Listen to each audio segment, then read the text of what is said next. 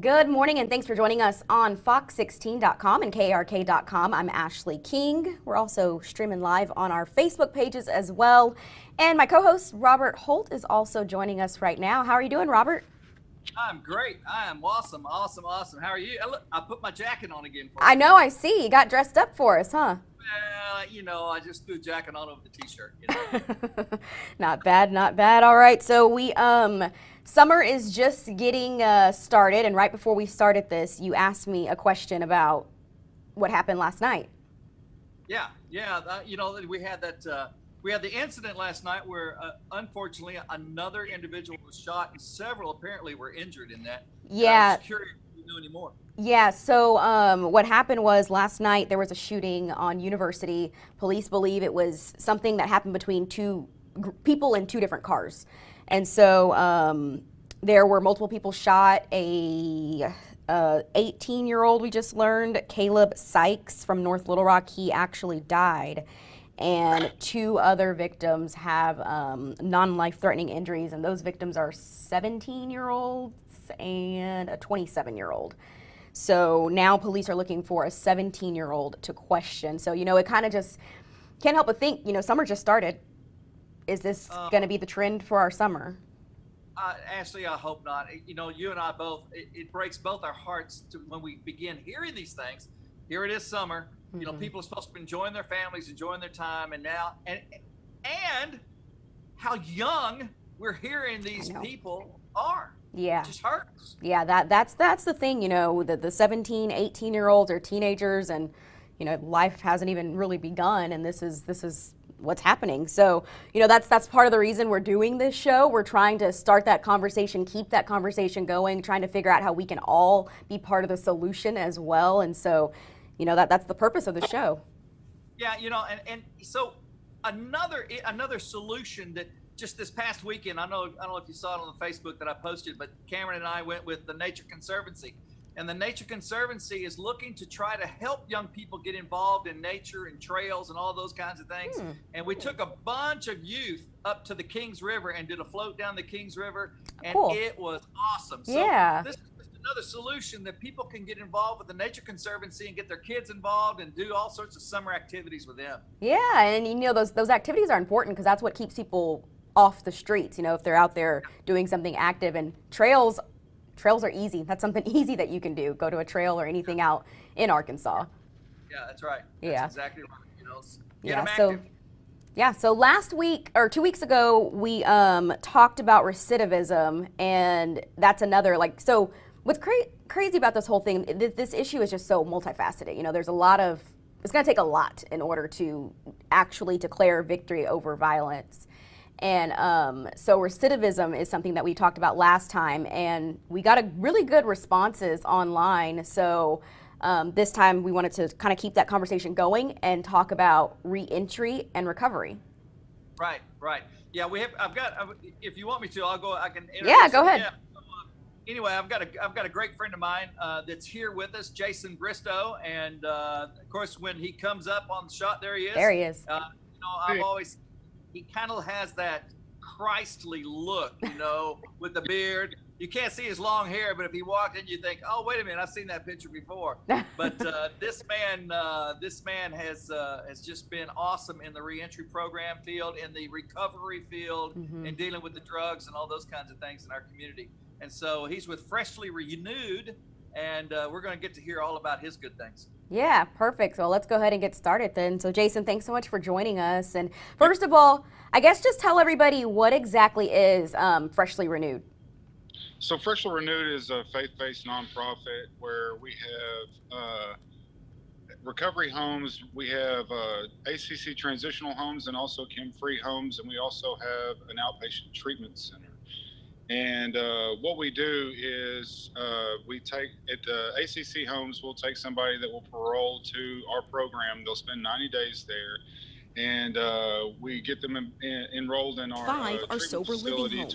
The goal is to reduce the state's recidivism rate, which according to ACC was 53% in 2017. Going to prison twice for drug-related crimes, Radican is happy to be good program. They've done a lot for me. He says if you put in the work, the staff here at Freshly Renewed will find a way to help you. That they used over, and not all of them are using, but most of them are trying to be in recovery and addict from addiction or whatever. And so anyway, so when they come into our program, we get them enrolled in our treatment program, and we have peer support specialists, we have CITs, we have LCSWs and LPCs, and we have a computer room where everybody can fill out job applications online. We try to help them. We help them build a resume and do mock interviews and things like that. So they going to prison prepared. twice we have for a clothes closet at our facility too. We have dress clothes and casual clothes and stuff like that to kind of give them a fresh start. So Jason, why are you doing this? Have you experienced this in your own life, in your own personal life? What is it that has driven you to get out there and to help those that are really hurting right now? So I'm a recovering heroin addict, and I have been clean in 2 months will be 5 years. And I understand the struggles. I've never went to prison, but there's no incarceration like the one within myself, you know? And so I try to help all these people. My brother's been incarcerated before, and I understand the struggles that he's been through. But it's just my way of giving back. You know, through my addiction, I did some things that I wasn't necessarily proud of, and so this is an opportunity for me to make a kind of a living amends. How were you able to get clean? Oh man, so I had gone to rehab several different times, and it did not work out. I ended up getting high, but finally I decided that enough was enough, and I drove to 1,000 miles from here and detoxed in my car. Wow. And so I needed, medical detox and all that stuff is just really too easy for me because it's not that miserable coming off of it. So I needed a vivid memory to hold on to. And, when the pain outweighs the pleasure, that's when we change. And so that's what I did is I went and, detoxed off of it and started making the steps, got in recovery. And man, as soon as that ball started rolling, it's never stopped. And I've been blessed with so many opportunities, and the life I get to live today is so amazing. So that's why I want to give back so much.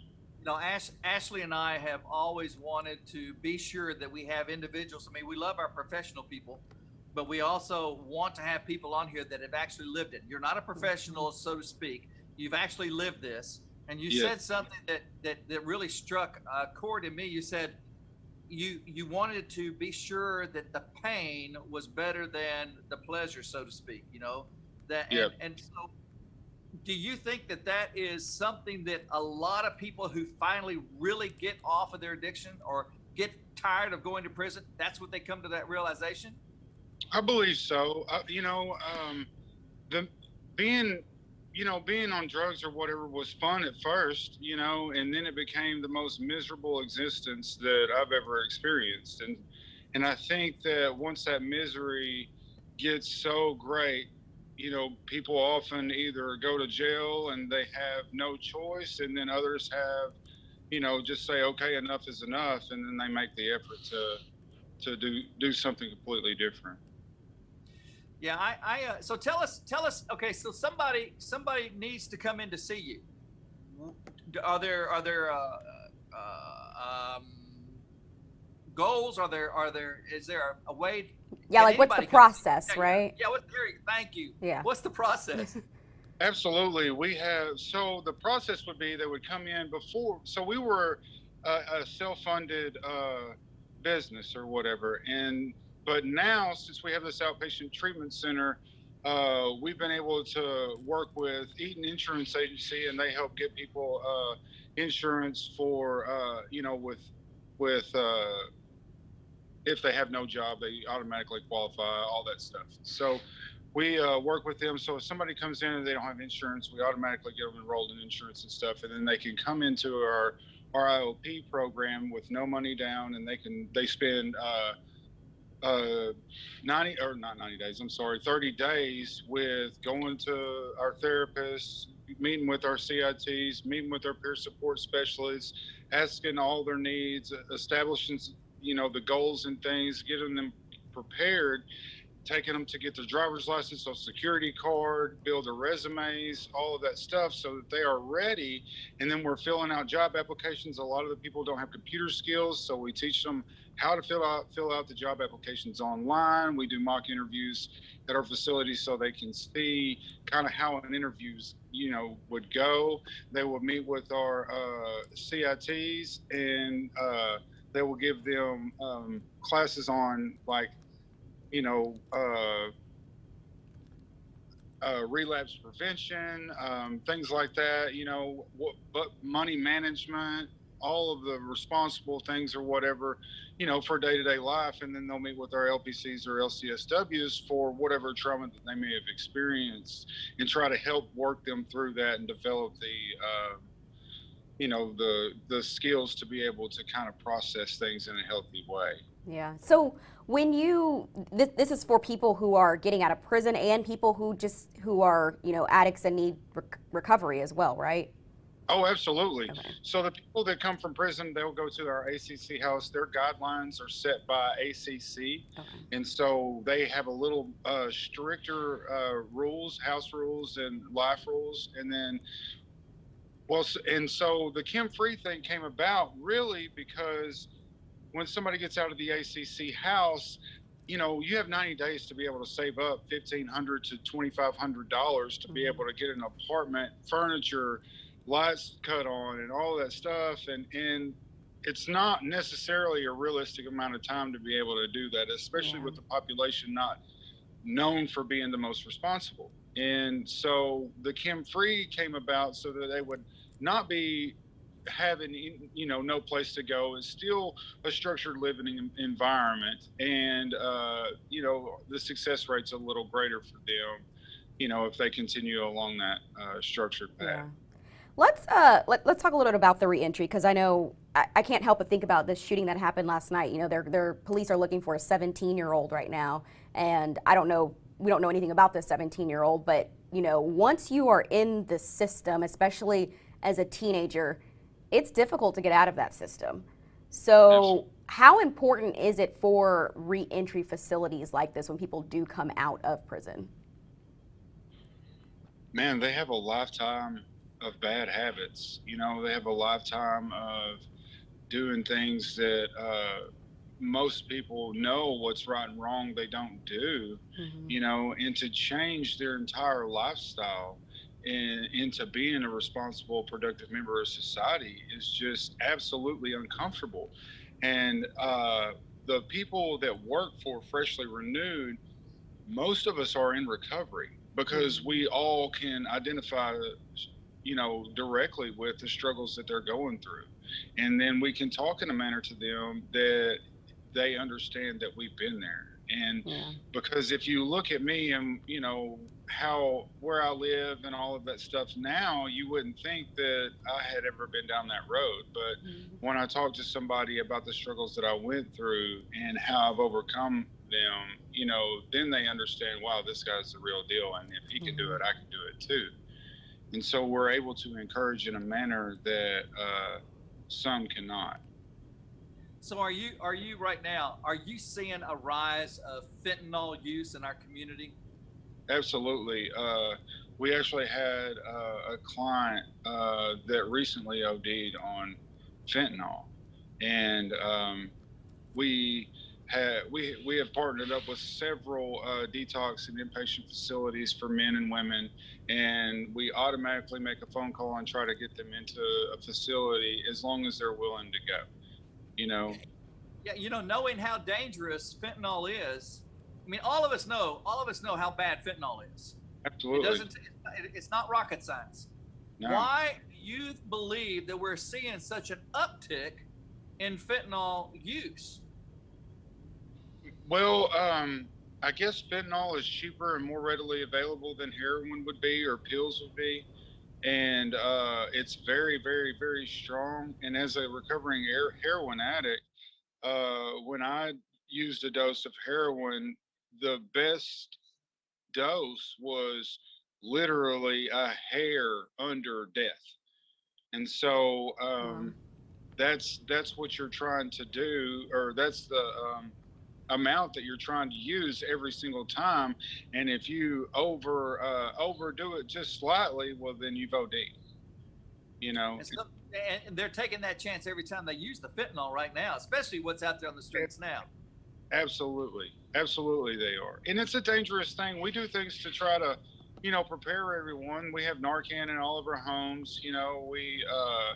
We do the best that we can, but I can't. None of us can hold everyone's hand and walk them through their life. And I hate it. And we do the best that we can with trying to encourage differently.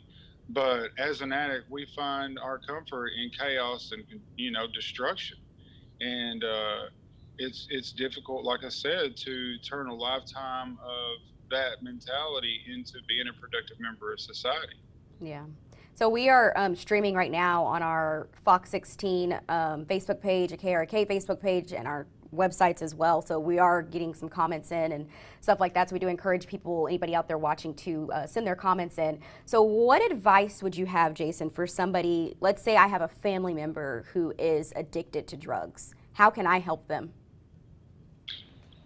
Well, man, so family members, it's very difficult to not enable them because you love them and you want to help them so much, and you just want them to be the person that you've known their whole life, because that spirit is in there, but it's just covered up in drug use. And so I would suggest that the family member not enable them, show them tough love, and allow them to hit the miserable point that I did before, so that they would want to change sooner. If they call asking for money or things like that, then have a list of treatment centers and telephone numbers and all of that stuff readily available so that you can try to get them into a place to help them get into recovery. Yeah. But and it's really difficult to see your child or your loved one going through that and not want to put clothes on their back, food in their stomach, and all of that stuff, Yeah. Someone just asked, where exactly are you guys located? They have a brother that's about to get out of prison. We are, our treatment center is 8404 Baseline Road. And we have 10 recovery homes around the downtown Little Rock area. Okay. Hey, say that address again. It's 8404 Baseline Road here in Little Rock. And this is for men and women, right?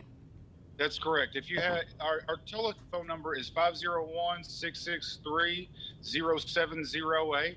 You can call. We'll answer the phone. And if nobody answers, we have a voice message there, so you can leave a voice message and we'll get back with you. We're open to help and whatever that you may need. Hey, Jason, what are some of the things that you at Freshly Renewed and those that you're serving need help with? What are some of the greatest needs that you have? Say the top 3 greatest needs that you have. Well, I would say we can never have enough clothes. We can never have enough food. We have 85, potential beds, and we have 70 people. And most often people come in with no money and stuff like that, and very little clothes, if any, hygiene products, that type of stuff. We are, because everything that we get like that, we just give it to them. And we've purchased a lot of stuff too, but when you're just giving it away, or it becomes expensive when people come in over and over and over again. Yeah. But what about mentors? What about mentors? Oh, mentors, absolutely. That would be wonderful. Yeah. Yeah. We have several people that help with that too. All the house leaders at the houses are in recovery, and they do very well, and they are help. They help to guide them and stuff like that. We require them to go to 12-step fellowships, and we require them to have a sponsor as well for that exact reason. but anybody that would love to come in and talk to our guys, we are all, obviously going to be open to that. Yeah. So yeah, go ahead. It just takes I was going to say, it just takes an army of us, and what I provide, you may not, and what you can provide, I may not, but together as one, man, we can change the world, and the community to help will be all. Yeah, one of the things that Ashley came up with is that there's victory with love. We always say that after the show, but Absolutely. Love is bringing individuals into your organization and standing beside these young men and women to help them get through their addictions, to help them stay out of prison and those kinds of things. And that is real love when we lay down our life for a friend. Absolutely. Yeah, absolutely. We actually had a guy comment and say love is the only thing that is going to change the world. So stop teaching hate, start teaching more love. That's what he said. Yeah. Absolutely. Mm-hmm. Yeah, exactly.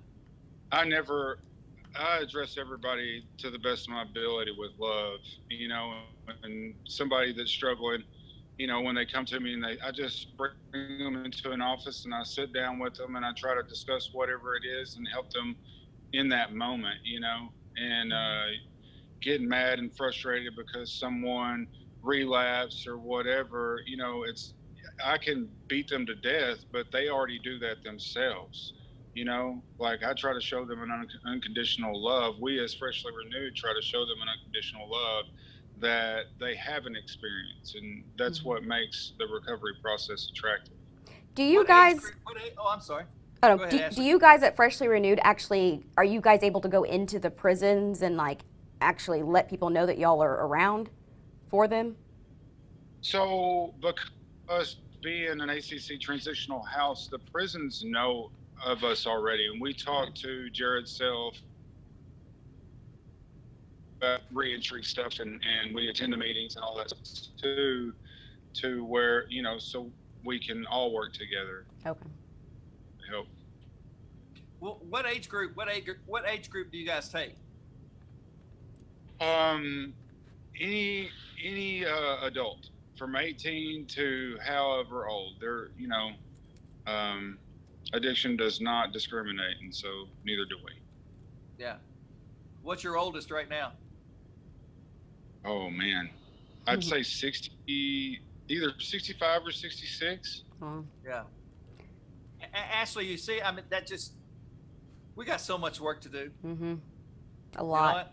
We got so much work to do. I also think about the kids. Oh, I don't know if we lost Jason there. Uh-oh. Oh, there he is. He's back. I think about the teenagers too. I know you said 18 and up, but do you guys, either one of you guys, know any resources for if you do have teenagers who are addicted? Well, so they can go. There are places that strictly deal with teenagers. Okay. I'm not sure. We don't have a lot of that. Sure. Yeah, Methodist Behavioral does. Okay. Centers Youth and Family does. The Baptist Homes do. There are several, but Methodist Behavioral will probably be one of the biggest as far as dealing with addictions for kids. Oh, awesome. Yeah. So it's they've been around a long time, and I'm sure that their homes are probably full, unfortunately, right now. But again, centers. There's Centers Youth and Family, and then UAMS also has a program, as well as Baptist Hospital has a program for teens as well. I know Bradford Health is in St. Vincent's, and they just popped up here recently. I'm not sure if they do youth or not, but that's a new facility where they have detox and 30-day inpatient. And yeah, so I know that there's probably a mom or a dad or somebody that is addicted that's watching right now, and that person who's addicted is tired. We've got to get tired. Mm-hmm. But also that mom and dad, they're getting tired of having to continue to bail them out. Yeah. What would you tell them right now in order to help them get the help that they need? Stop bailing them.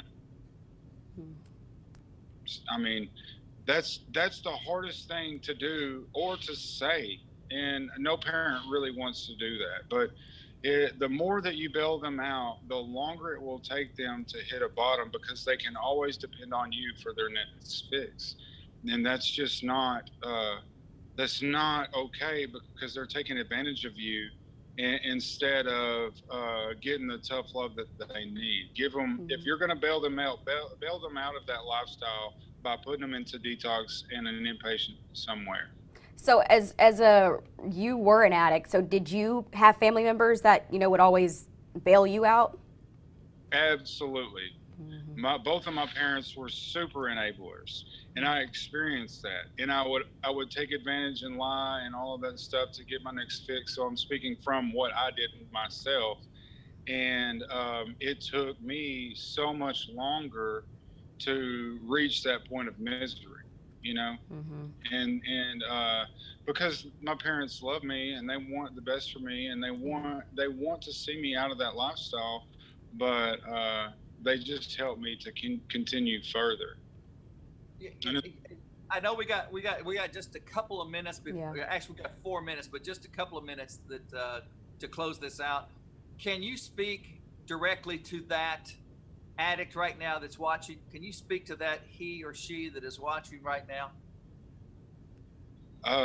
Yes, I understand the struggles that you're going through, and I've been there. And it took me a lot of going into rehabs and being miserable and detoxing and all of that stuff. But there is hope. There is hope. There's so much love and support from so many people that are in recovery as well. If you go to a 12-step fellowship and say, hey, I'm really struggling and I need some help, so many people will be there to help you. If you call us at Freshly Renewed, if you call Robert at Healing Waters, we are there. Our whole life and business and everything is set up to help you. So if you need some help, please do not be afraid to call us. Give us that number again one more time. It's 501-663-0708. Okay, perfect. All right. Well, Jason, thank you so much for coming on, sharing your story, and as well, hopefully you were able to encourage a few people out there who may be struggling. Yeah, Jason, I real quick, I love you, man, and I so appreciate everything that you and your boss are doing. And maybe one day we can have him come on here too. But I sure appreciate you guys very much. I love you too, brother, and we appreciate everything that you do too. And so many people are blessed for your foundation. Yeah. Perfect. All right. All right, man. Jason, perfect. It's good to see you. Cool. All right. Well, there we have it. Like you said, a lot of work to be done still. Yeah. It's but you know what? Kid, you and I tell you, we're biting off some pretty good things here. God's really opened some doors for you and I to really speak, and so I'm excited about that. Yes, definitely. I look forward to many more people getting involved. Yep, definitely. All right, well, guess that's all the time we have. Right there, Robert has it. Remember, everyone, there's victory with love. Take care.